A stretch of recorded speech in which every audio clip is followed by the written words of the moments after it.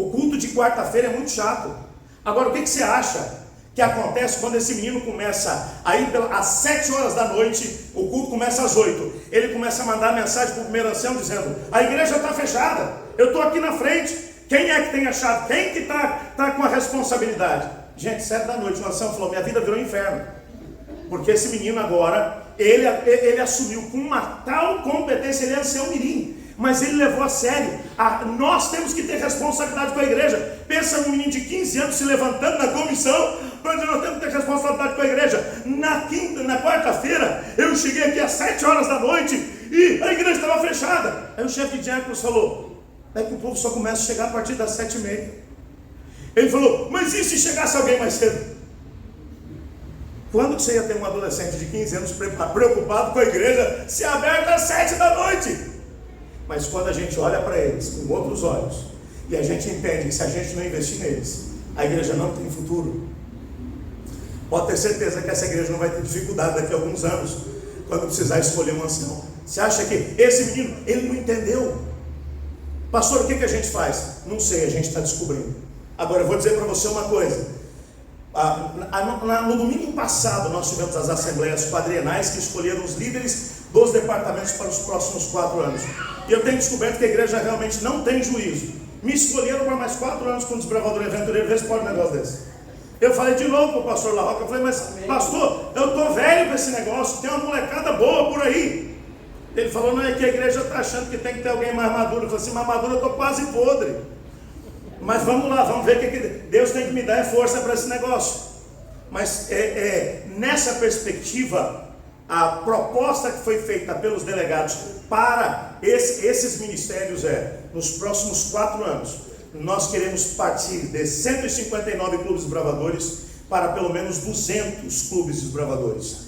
Queremos partir de 131 clubes de aventureiros para 200 clubes de aventureiros. Queremos partir de 4.800 desbravadores para pelo menos 6.000 desbravadores. Queremos partir de 3.062 aventureiros para pelo menos 5.000 aventureiros. Pastor, é loucura, eu sei que é. Mas a menos que a gente pense de uma forma diferente, nós vamos ter dificuldade daqui a 20 anos. Eu espero daqui a 20 anos estar gostosamente morando na Nova Jerusalém. Quem está fazendo esse plano aí? Não estou com vontade de me aposentar, não. Aposentadoria, estou a fim de curtir a aposentadoria no céu depois. Até lá, eu vou estar trabalhando pela vinda de Jesus. Mas se por acaso ele não vier em 20 anos, eu não quero que a igreja olhe para trás e diga assim: quem estava trabalhando com novas gerações? Aí alguém vai dizer: é que a igreja foi doida de botar um velho cuidando das crianças e dos adolescentes. Eu, no caso. Mas eu quero dizer, apesar de ser um velho, ele investiu nas novas gerações. Eu quero fazer um desafio para essa igreja. E agora eu posso falar porque eu já fui daqui com o pastor de vocês. Se não gostar, é só não me chamar de novo. Mas me chamaram, estou aqui e vou falar, vou arrancar as orelhas de vocês. Quando, há 1 ano e pouco atrás, nós viemos com uma determinada comissão para dizer assim: clube de desbravadores, a luta que foi. Não, pastor, não temos condições para isso, não temos criança para isso. O Urso Prudente está aqui para poder provar que a gente tinha condições sim. Amém. E nós temos hoje mais meninos e meninas nessa idade que vieram para cá por causa do clube. Sim. Agora, irmãos, 2023, nós precisamos de um clube de aventureiros aqui.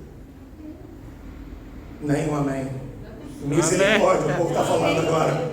Misericórdia. É que já tem, né? Mas eu estou atrasado, né? É que ainda não entrou no sistema. Mas vamos estar orando para que tenhamos um poderoso clube de aventureiros funcionando aqui para a honra e glória de Deus. Amém. Falar em novas gerações, a gente tem hoje uma pré-aventureira que vai estar vindo para frente aqui agora. A Melissa. Melissa, pode vir aqui. E já que você vai estar vindo aqui, pode trazer a mãe Priscila, pode trazer o papai Samuel. Eu sei que a vovó está por aí, tem tio, tia, tem um pessoal que veio para acompanhar a Melissa. Eu queria que a família viesse para cá junto com a Melissa para podermos celebrar. Estamos falando de novas gerações e a gente tem que valorizá-los. Cadê a família? Venham para cá. Cadê a Mel? A Mel está vindo ali, ó. Que coisa mais linda! Olha que coisa mais linda! E parece que foi ontem que eu estava fazendo a dedicação, aquela coisa mais linda, dirigindo louvor aqui na frente. Ó a diretora de música aí, ó. Ei, coisa boa. Samuel, um prazer estar com vocês. Priscila, um prazer estar com vocês nesse momento. Que coisa mais linda. Parabéns a vocês. Obrigado por estarem com a gente. Muito obrigado. Irmã, prazer poder recebê-la. A filha também. Que bênção. Chega aqui junto com a gente. Eu sei que num momento como esse, me permitam ficar aqui de lado para vocês. Num tempo tão desafiador como é o nosso, a gente tem a oportunidade como igreja de reconhecer a Melissa como parte dessa comunidade. Reconhecer que Deus colocou a Melissa aqui nessa igreja. Sabe por quê, Melissa? Por uma razão. Porque Deus tem um plano muito especial para você, Melissa. Melissa, Deus tem um plano para você, muito grande aqui dentro. Viu, Melissa? E, gente, a gente olha hoje para uma coisinha linda dessa. E o tempo passa tão rápido, não passa? Gente, passa tão rápido. Daqui a alguns anos, a Melissa vai estar correndo aqui por dentro. Alguns anos nada, daqui mais alguns mesinhos. Mas daqui mais alguns aninhos, a Melissa vai estar dizendo: o que a igreja tem para mim? O que eu posso fazer para poder abençoar a igreja? Mel, que bom que você veio aqui hoje, viu? E Deus abençoe você, sua coisa linda. E ela presta atenção, você viu? Olha que coisa mais linda. Ela deve estar pensando: quem é esse careca que está fazendo careta para mim? Coisa mais linda. Parabéns a vocês, pais, a vocês, família, por terem vindo diante da igreja para poder colocar a Melissa diante do Senhor. A Melissa foi um presente que Deus deu para a família de vocês. Apesar de Deus dizer o seguinte: os filhos não são de vocês, os filhos são meus. Eu apenas os entrego a vocês para que vocês criem. Deus vai dizer: meus são os filhos de Israel. As crianças são propriedade do Senhor. E o Senhor olha para a gente e diz: coloquei para você poder cuidar. É tanto que por isso o profeta vai dizer que quando o Senhor voltar, ele vai olhar e vai dizer assim: aonde estão os filhos? A tradução para o português diz assim: os filhos que eu lhes dei. Mas no original em hebraico, a melhor tradução do texto é assim: aonde estão os meus filhos que eu coloquei sobre a sua responsabilidade? Eu quando penso nisso, eu tremo diante do Senhor. Portanto, a Melissa, apesar de ser uma alegria para a família de vocês, ela não é de vocês, ela é de Deus. E eu preciso perguntar: vocês têm a consciência da responsabilidade que pesa sobre os ombros de vocês enquanto família, na condução da Melissa nos caminhos do Senhor? Vocês têm essa consciência? E apesar disso, vocês hoje reconhecem que precisam de sabedoria de Deus para encaminhar a Melissa nos caminhos dele, para que ela possa se tornar aquilo que Deus sonhou que ela fosse? Sim? Estão dispostos hoje a devolver a Melissa para o Senhor, para que o Espírito de Deus a dirija, para que ela possa, uma vez sendo colocada nas mãos do Senhor, através do poder do Espírito de Deus agindo em vocês, dirigi-la nesses caminhos do Senhor, para que ela se torne aquilo que é o sonho de Deus para ela? Bom, igreja, você sabe que não é uma coisa pequena dedicar uma criança para Deus e criar uma criança num tempo desse. A Melissa faz parte dessa comunidade. Vocês reconhecem que Deus entregou também a vocês enquanto igreja a Melissa? Amém. Não. Reconhece não, né? Amém. Quem reconhece? Por favor, levanta a mão. Por favor, gente, que é isso? Às vezes a gente passa nervoso aqui, fica com medo, né? O povo não reconhece. Segunda pergunta que eu tenho a fazer: vocês estão dispostos a apoiar essa família na condução da Melissa para que ela aprenda a amar a Jesus e encontre o lugar dela dentro dessa comunidade? Amém. Vocês querem dizer, contem comigo, e não baixa a mão. Dá uma olhada para esse pessoal que está de mão levantada, porque quando a Bel começar a fazer barulho aqui na igreja, correndo de um lado para o outro, alguém reclamar, diz: não mandei levantar a mão aquele dia. E não adianta baixar a mão porque já levantou antes. Eu quero, isso mesmo, você é fera, vai cuidar da mana? Você é uma danada. Está feliz pela mana? Tá sim. Nós vamos fazer uma oração especial pela Melissa. Eu queria convidar os anciãos para que viessem aqui à frente comigo nesse momento, para podermos orar pela Melissa. É mesmo? Eu já deixo você falar, só um minutinho. Eu já te dou o microfone. Sério, eu estou achando que vai ser de música, não, vai ser de comunicação. Nós vamos orar pela Melissa, entregando nas mãos do Senhor. Certo? Ah, tá legal. A gente já vai chamar a Sara para poder cantar aqui. Nós vamos fazer agora uma oração especial. Será que ela vem comigo? Vamos cantar?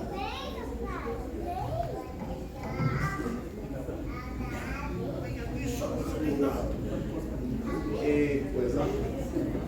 Não, senhores, eu queria que vocês estivessem junto comigo e pusessem as mãos sobre ela. Tá bem? Enquanto a gente ora. Eu quero nesse momento convidá-los. Eu vou orar bem baixinho, porque eu não quero assustar a Mel. Orem comigo, por favor. Senhor Deus, amado Pai, temos nesse momento uma família que vem diante do Senhor, reconhecendo o grande privilégio que receberam do céu, ao ter a Melissa dentro da sua família. É uma grande responsabilidade, porque a Melissa é tua, Jesus. Amém. Mas eles reconhecem isso e querem pedir sabedoria do céu, para poder abrir o caminho do Senhor diante da Melissa. Amém. E eu te peço que o Senhor derrame sobre eles o teu Espírito. Amém.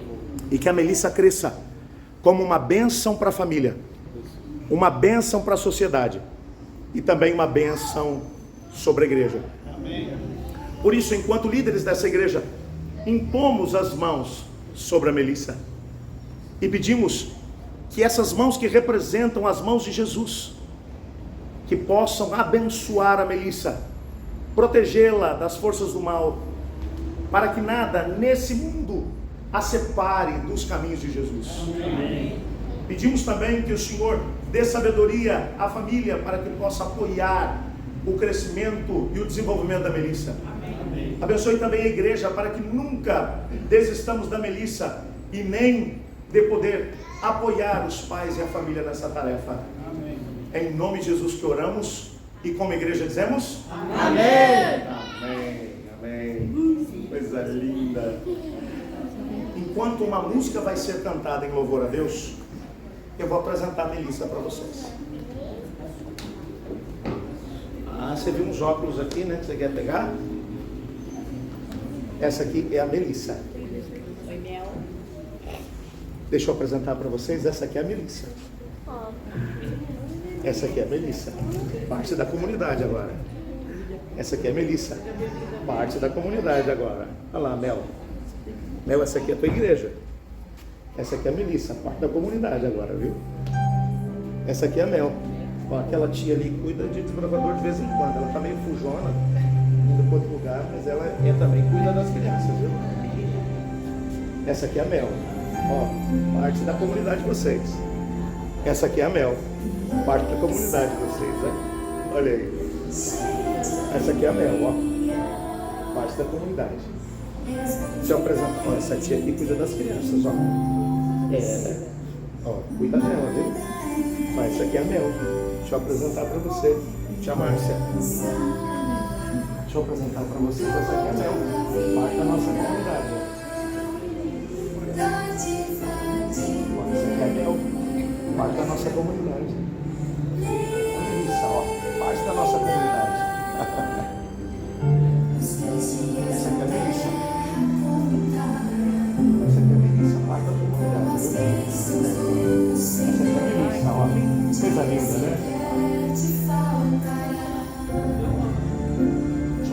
Essa aqui é a Melissa, ó. Parte da comunidade.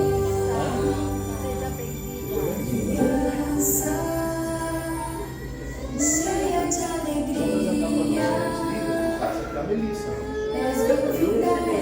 Seja bem-vinda, viu, Mel? Deixa eu entregar uma para vocês. Agora eu vou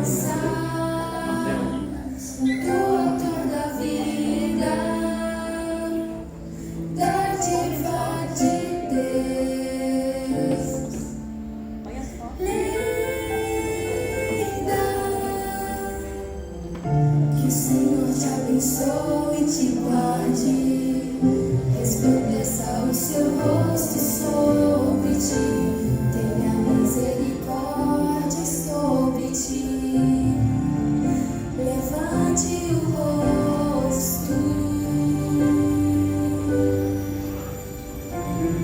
que o Senhor te abençoe.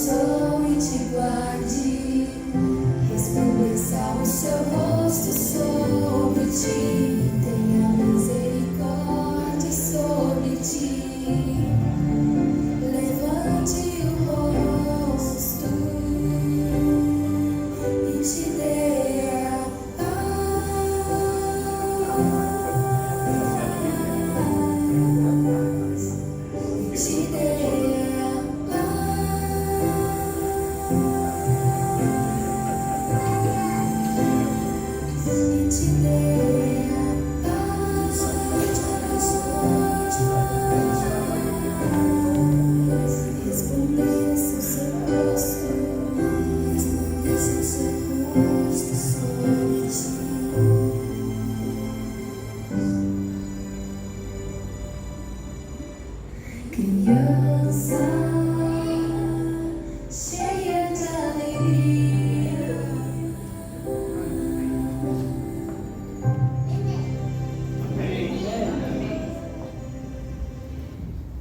Que coisa mais linda. Em nome da igreja, nós queremos então dar as boas-vindas a Melissa. Melissa, ó, ouve o tio aqui agora.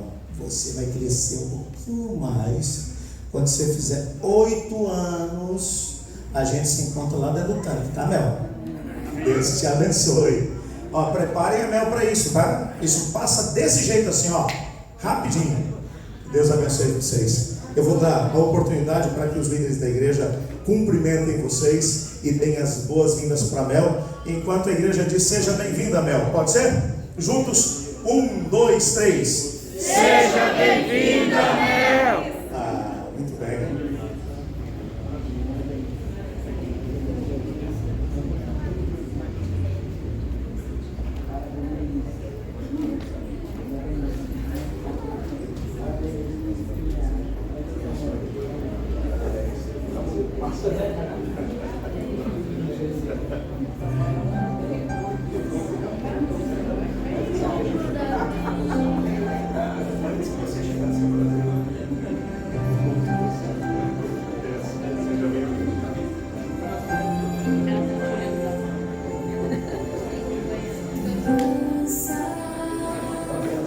Cheia de alegria, és bem-vinda entre nós. Amada és, herança do autor da vida, verdade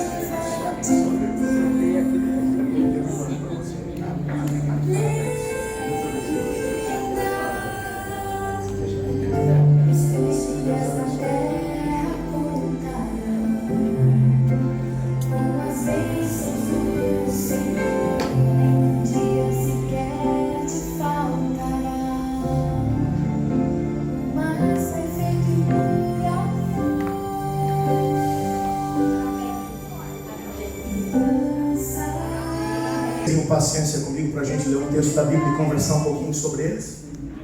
Senão a gente, olha, já conversamos aqui um pouquinho, a gente faz oração e vamos embora para casa. Podemos ler um texto? Só quem topa, eu preciso pelo menos 80% dos votos, levanta a mão aí. Ah, não, vocês são gente boa mesmo, eu vou te contar. Maravilha. Ezequiel capítulo 1. Ezequiel capítulo 1, nós vamos ler a partir do verso 1.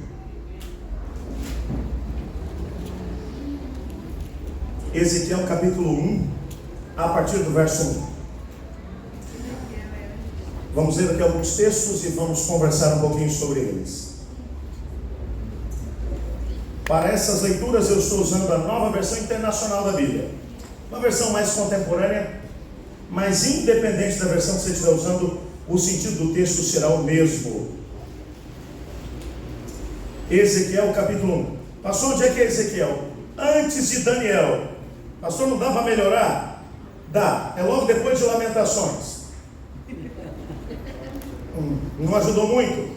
Jeremias, Lamentações, Ezequiel. Melhorou? Se não melhorou, aí ficou difícil, né? Misericórdia. Amém? Amém? Posso ler? O texto diz assim: era o 5º dia do 4º mês do meu 30º ano. Eu estava entre os exilados, junto ao rio Quebar. Abriram-se os céus e tive visões de Deus. Foi no 5º ano do exílio do rei Joaquim, no dia do 4º mês. A palavra do Senhor dos Exércitos veio a Ezequiel, filho de Buzi, junto ao rio Quebar, na terra dos caldeus. Ali a mão do Senhor esteve sobre ele. Olhei e vi tempestades que vinham do norte, uma nuvem imensa com relâmpagos, faíscas e cercada por luz brilhante. O centro do fogo parecia metal reluzente, e no meio do fogo haviam 4 vultos que pareciam seres viventes. Só até aqui. Feche os seus olhos, por favor. Obrigado, Senhor, por tua palavra. Fale conosco através dela. de forma tão clara que até as crianças presentes sejam capazes de entender. Pois em nome de Jesus te oramos. E a igreja diz? Amém. Amém. Se há uma coisa que podemos falar sobre esse tempo, o tempo em que viveu o profeta Ezequiel, é que esse era um tempo de cumprimento de profecias. O profeta Isaías já havia mencionado pelo menos uns 130 anos antes desse momento.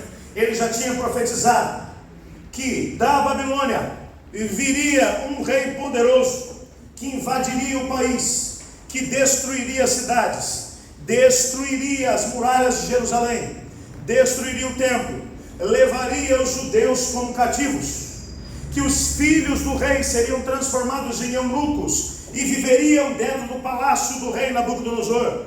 Pelo menos 130 anos antes desse momento, o Senhor já tinha profetizado. A partir dessa profecia de Isaías, algumas coisas foram acontecendo. Essa profecia foi feita ainda nos dias do rei Ezequias.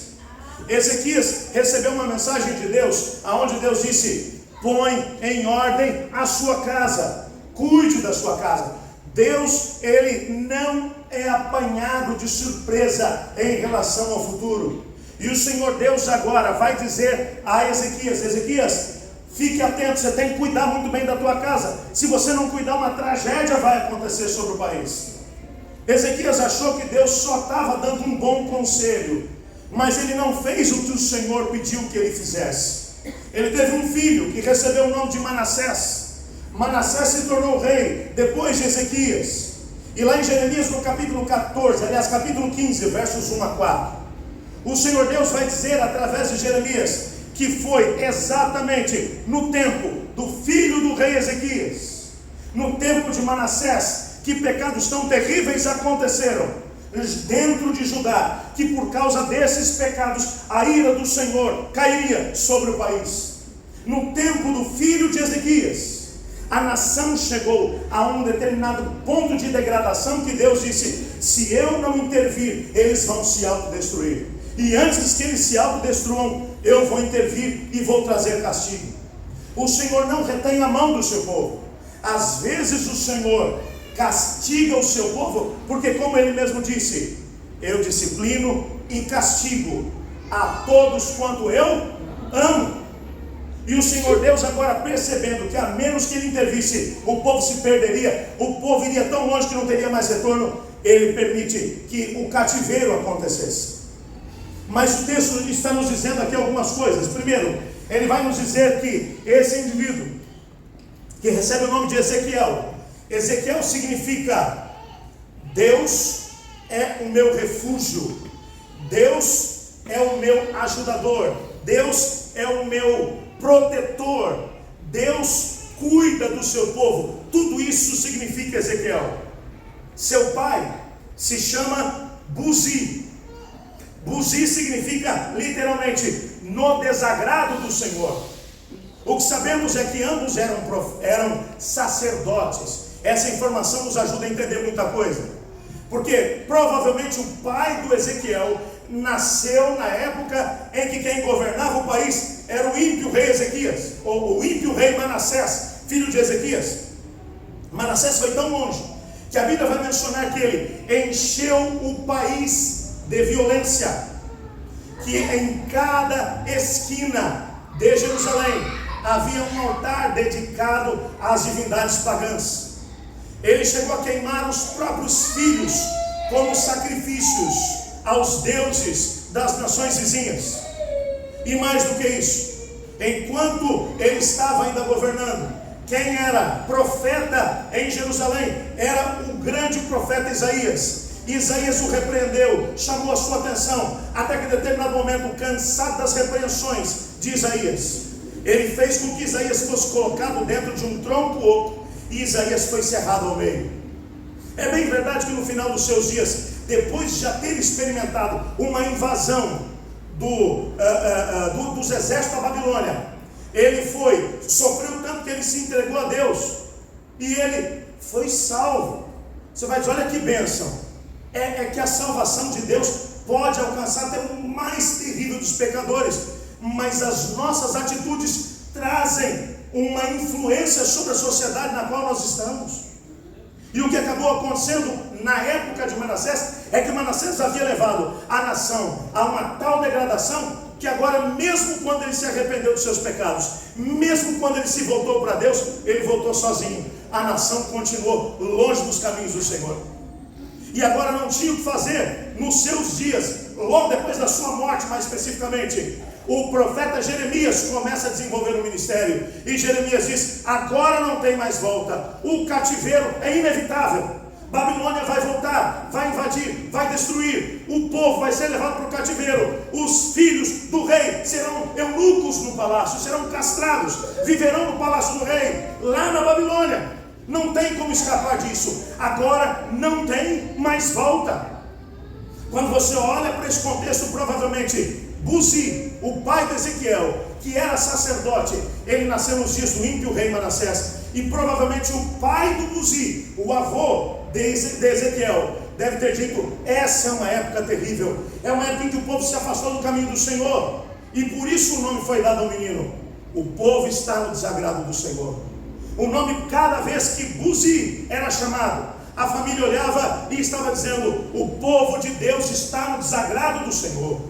Sabe qual é a grande notícia, apesar disso? É que quando olhamos para a forma como Deus lida com o seu povo, nós descobrimos que mesmo que o povo se afaste tanto dos caminhos do Senhor, o Senhor não desiste dele. Amém por isso? Amém. A misericórdia do Senhor é sem limites. Deus não desistiu do seu povo. Quando Jeremias estava no seu 2º ano de ministério, um tempo em que as profecias de Isaías estavam para se cumprir, portanto aquele era um tempo de cumprimento de profecias, nasce Ezequiel. Para você poder entender aqui algumas coisas. Bem, é claro que havia uma profecia dizendo que Jerusalém vai ser destruída, o povo será levado como cativo para a Babilônia. Mas havia outras profecias de que o Senhor ensinaria uma lição para os seus filhos no cativeiro, mas que ele os traria de volta. E provavelmente essa parte das profecias é que encheu Buzi de esperança. E ele disse: não, por mais que o povo esteja no desagrado do Senhor, o nome do meu filho vai representar esperança.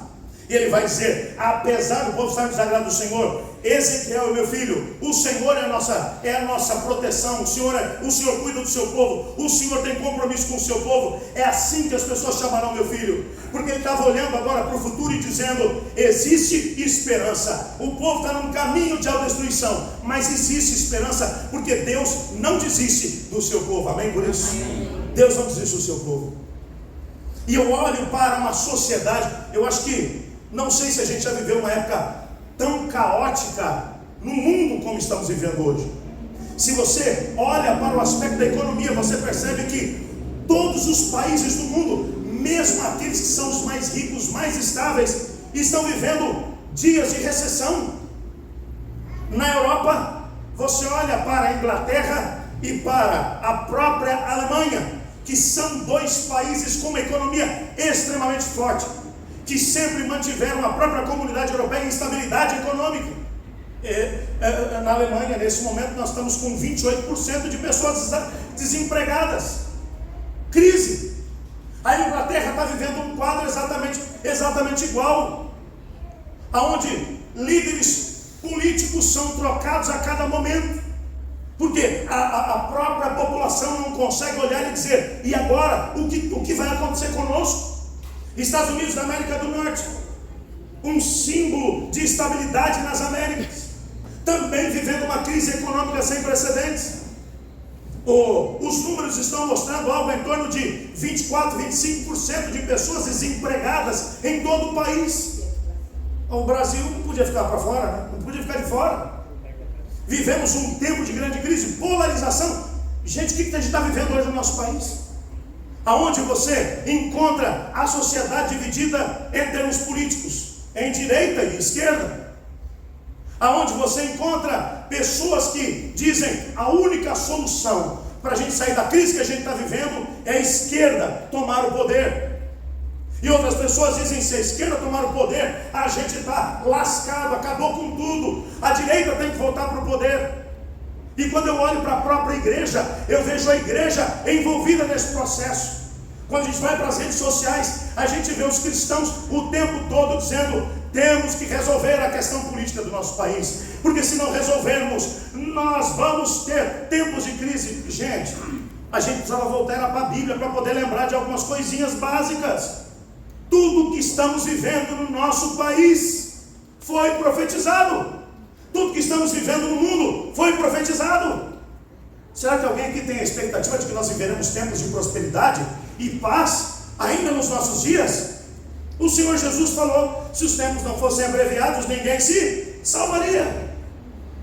Haveria um caos no planeta. Aí a gente olha e acha que é a política que resolve isso, quando na verdade o nosso país, bem como o mundo, está precisando, sabe do quê? De uma pessoa chamada Jesus Cristo. Amém. O mundo precisa de Jesus. Nosso país precisa de Jesus. E eu gostaria que a nossa igreja se levantasse com a mesma paixão que vai para as redes sociais para poder brigar pela direita e pela esquerda. Eu queria que a gente visse mais postagens de gente apaixonada dizendo: precisamos que o Senhor Jesus tome conta do Palácio do Planalto, que tome conta do Congresso Nacional, que tome conta da Câmara dos Deputados. Precisamos que o Senhor Jesus tome conta das nossas, das nossas prefeituras, do governo do país, do governo dos estados. Precisamos. Mas a gente não vê isso. A gente vê um país polarizado. Um tempo muito parecido. Obrigado, eu já estou aqui com o meu lencinho. Um país onde nós vemos as pessoas olhando, buscando soluções em outros lugares. E eu quero dizer para você que a época de Ezequiel era igual. Haviam profecias para se cumprir naquele tempo. E o povo olhava e dizia: a única solução para o problema da Babilônia que nós temos é nos aliarmos com o Egito. O Egito tem que vir nos salvar. A gente tem que ir para lá. E outros diziam: não, nós temos que nos aliar com a Assíria. A Assíria é um país estável. Se a gente se aliar com eles, a gente resolve o nosso problema. E Deus, através dos profetas, tanto Isaías como também Jeremias, ele vai levantar e vai dizer: não é a Síria, não é o Egito que vai resolver o problema de vocês. Quem vai resolver o problema de vocês sou eu. Eu continuo dirigindo a história de vocês. Sabe o que a gente olha? Se tem alguém que estuda profecias, meu amigo, é um cara chamado Satanás. Pensa num camarada que gosta de Bíblia, que gosta de estudar a Bíblia, não para ser salvo, mas para tentar descobrir o que Deus vai fazer. Para tentar descobrir o que Deus vai fazer e tentar impedir que o que Deus quer fazer aconteça. Exatamente numa época como essa, na época de maior crise, a Bíblia vai dizer para a gente que existem profecias para se cumprirem no nosso tempo. Profecias como, por exemplo: o meu espírito será derramado sobre toda a carne, vossos filhos e vossas filhas profetizarão, vossos velhos terão sonho, os jovens terão visões, até sobre os servos e servas derramarei o meu espírito naqueles dias. Haverão sinais no céu, na lua e nas estrelas. As nações estarão em confusão, enquanto o meu espírito estiver agindo no meio do seu povo. Amém. Pois é que o Joel falou sobre isso, pelo menos, no mínimo, algo em torno de 500 anos antes da chegada de Cristo. Aliás, mais do que isso, por volta de 800 anos antes de Cristo. Existem profecias para o nosso tempo, profecias para o nosso povo. E ao invés de olharmos para as profecias, nós olhamos, sabe para onde? Bom, na época de Ezequiel, o povo estava olhando para o Egito, estava olhando para a Síria, estava olhando para a Babilônia e tentando descobrir quem nos salvará. E Deus falando: eu vou salvar vocês. Eu sou a única hipótese que vocês têm. Não confiem nas nações. Aí o próprio Jeremias vai dizer: vocês querem se apoiar sobre o Egito? O Egito é como um bambu, como uma cana que é muito fininha. Se você se apoiar nela, ela vai quebrar e vai furar a tua mão. Vocês querem se apoiar sobre a Síria? Se fizerem isso, a Síria também é como se fosse um graveto fino. Se você se apoiar sobre ele, ele vai quebrar e vai furar a tua mão. Vocês querem confiar nas nações? Não confiem neles. E por isso, alguns textos surgiram nessa época. Textos que mencionam: alguns confiam em carros, outros confiam em cavalos e armas. Nós, todavia, confiamos no Senhor nosso Deus. Amém. Aí passa o tempo, só muda o nome das pessoas envolvidas na situação, mas a gente está vivendo a mesma coisa. Mas eu queria me deter nos últimos 10 minutos que eu tenho com vocês, falando um pouquinho a respeito de Ezequiel. Ezequiel, a Bíblia vai mencionar que ele era um sacerdote. Naquela época não é como hoje. Hoje uma pessoa que quiser ser pastor vai dizer assim: vou para um seminário, eu vou me preparar para isso, eu vou estudar, depois eu trabalho mais 4 anos, vou ser observado pela igreja, passar por avaliações, e então eu vou ser ordenado ao sagrado ministério. Essa foi a minha história. No ano de 1995 fui para o seminário. É bem verdade que eu fui e voltei, trabalhei muito nesse meio de tempo, e Deus trabalhou muito mais no meu coração. Me formei no ano 2001. Trabalhamos pelo menos 5 anos em Portugal. Em 2006, quando retornei para o Brasil, aliás, fim de 2006, exatamente, fim de 2006, lá na igreja do Colégio Adventista do IACS, em Taquara, no Rio Grande do Sul, eu passei pela experiência da ordenação ao ministério, ano 2006, e a partir de lá tenho desenvolvido meu ministério. Isso não havia a mínima possibilidade de acontecer na época do Ezequiel. Para você ser sacerdote, primeiro você tinha que nascer sacerdote. Como nascer sacerdote? Você só tinha uma chance de ser sacerdote. Tinha que nascer na tribo certa, na tribo de Levi. Só da tribo de Levi podiam ser sacerdotes. Mas você podia ser levita e não ser sacerdote, porque você podia ser da tribo de Levi.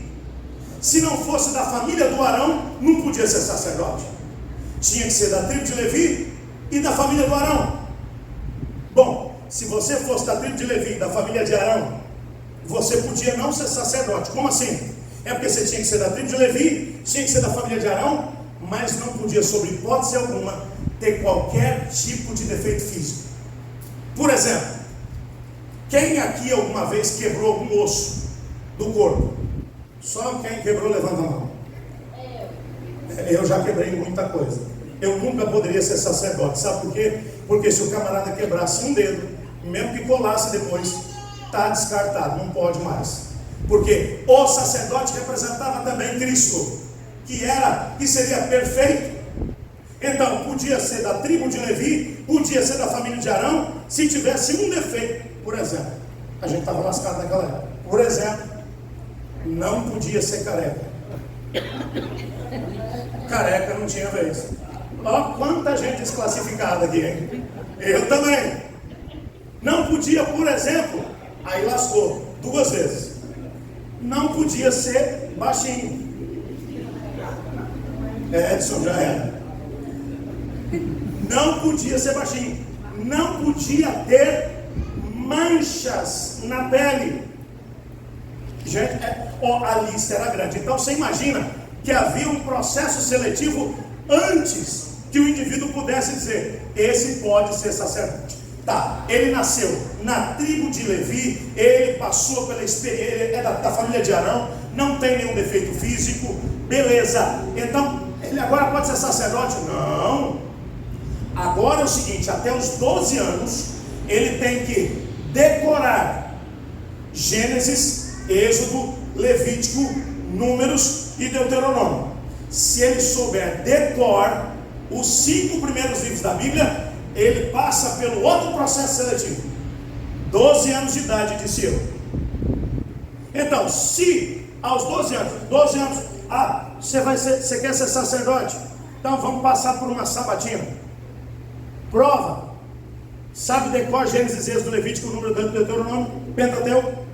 Provou que sabe? Maravilha. Pode continuar o processo seletivo. Começa a decorar agora os demais escritos históricos, proféticos, salmos, o resto do Antigo Testamento. Quando ele fazia 25 anos, próxima prova. Sabe decor, agora tinha que saber o Antigo Testamento inteiro. Passou na prova aos 25, ok, agora sim, vou ser sacerdote? Não, agora começa o processo de preparação. Agora que começa a preparação. Aos 25 anos, uma cerimônia acontecia. O indivíduo era separado entre os seus irmãos E então o sumo sacerdote dizia: aqui começa o processo de preparação. Nos próximos 5 anos, o indivíduo estudaria desde a hora que o sol nascia até a hora que o sol se punha, porque ele tinha que se formar em algumas coisas nesses 5 anos. Primeiro, em veterinária. Como assim? Ele não ia ser sacerdote? Mas os sacrifícios que aconteciam no templo tinham que ser com animais perfeitos, e não só. Cada sacrifício exigia que o animal fosse abatido de um jeito. Às vezes a carne tinha que ser cortada de uma determinada maneira. Às vezes tinha alguns detalhes sobre os animais que ele tinha que saber. Não era apenas um tipo de animal, havia pelo menos algo em torno de 15 tipos diferentes de animais que seriam aceitos, e algumas raças de animais muito parecidas umas com as outras não eram aceitas. Então, o sacerdote tinha que ter uma formação em veterinária. O animal chegava, ele tinha que examinar o animal para ver se era perfeito, se estava na raça certa, que tipo de sacrifício era feito, como é que ele seria abatido, como seria cortada a sua carne. Tinha sacrifício que a pele do animal tinha que ser tirada, tinha sacrifício que a pele ficava, tinha sacrifício que tinha que se tirar as entranhas, tinha sacrifício, era um suplício. Então ele tinha que ser formado em veterinária. Mas não só isso, tinha que ser formado também em medicina. Por quê? Qualquer problema físico que houvesse no país, todo doente, vão aonde? No sacerdote. Só lepra. Haviam 30 tipos diferentes de lepra. Lembra quando Jesus curou aqueles leprosos? Ele falou o que para eles? Vá e apresente-se a quem? Ao sacerdote. Por que tinha que se apresentar ao sacerdote? E o sacerdote ia examinar e dizer: você está realmente curado, pode voltar. Sem o aval do sacerdote não tinha jeito. Então ele tinha que ser formado em veterinária e também em medicina. Você acha isso pouco? Tinha que ser formado também em direito. Por quê? Quando um juiz não era capaz de julgar uma causa, porque o troço era complicado demais, ele tinha que levar a causa, sabe para quem? Para o sacerdote.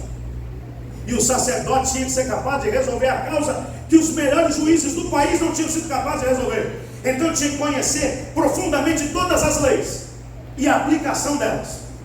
Você achou pouco? Ele tinha que ser formado também em gastronomia. Como assim?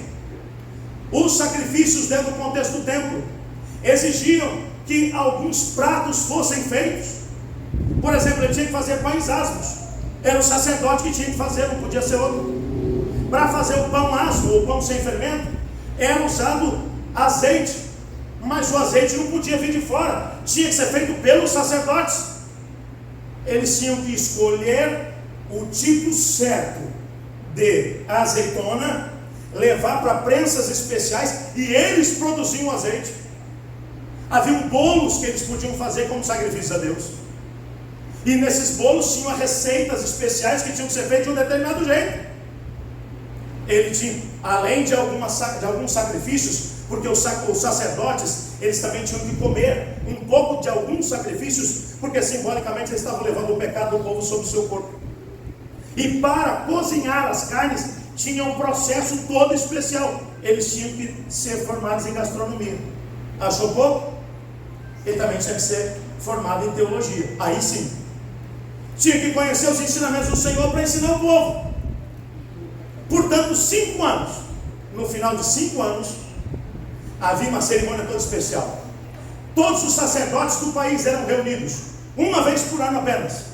Os candidatos a sacerdotes passavam por uma sabatina que o Enem ia parecer brincadeira de criança, aonde todos os sacerdotes começavam a fazer perguntas as mais difíceis. Em que áreas? Em todas essas que eu falei: veterinária, medicina, direito, gastronomia, teologia. Se ele errasse uma pergunta, desclassificado. Ele pode fazer outra prova depois? Não, nunca mais ele pode se apresentar para tentar ser sacerdote. Não podia ter erro. Então você pode imaginar que quando uma pessoa falava: eu sou sacerdote, o povo falava: parabéns, esse é o cara. Entenderam?